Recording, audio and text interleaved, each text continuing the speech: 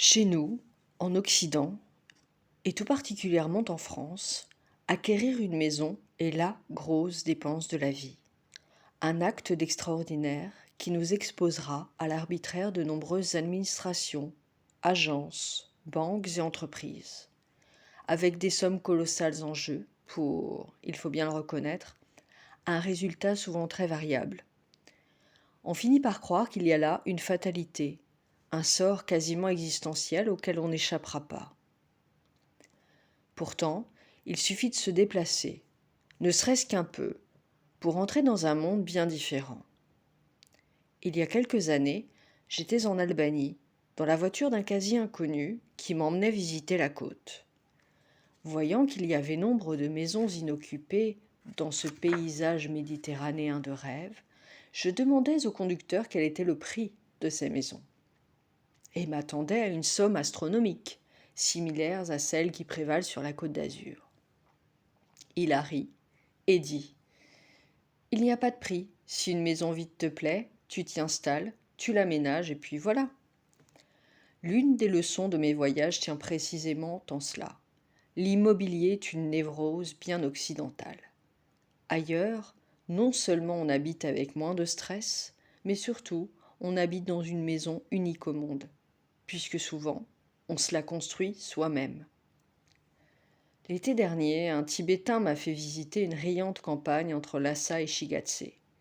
Avec la verdure et le soleil, on en oublierait presque que le fond de la vallée est à près de 4000 mètres d'altitude.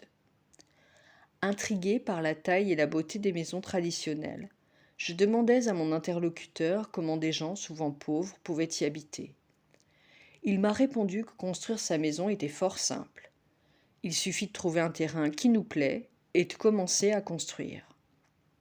Les habitants du coin viendront alors prêter main forte à la construction, gracieusement. Cette coopération, d'un point de vue collectif, comporte de nombreux avantages, à commencer par le fait qu'elle facilite la transmission des savoir-faire traditionnels de la construction. Que l'on ne pense pas que le résultat, à savoir la maison, serait une mauvaise qualité. En Iran et dans certains pays voisins, on peut admirer des maisons bâties de façon artisanale, certaines vieilles de plusieurs millénaires, et toujours habitables ou habitées. Dans les déserts d'Asie centrale, on peut ainsi se retrouver face à un très lointain passé, avec le soleil brûlant et le vent du désert pour seul compagnon de méditation sur ce que nous sommes. Ces civilisations sont bien entendu différentes de la nôtre, loin de l'Occident. Tout de même, bien plus près de chez nous, je veux dire en Europe orientale, sauf peut-être dans les grandes villes. La plupart des maisons ont été construites par leurs habitants, le plus souvent avec la solidarité du village ou de la famille au sens large. Les réglementations européennes ont un peu compliqué la donne, mais il faut savoir qu'aujourd'hui en France, il est tout à fait légal de construire sa maison.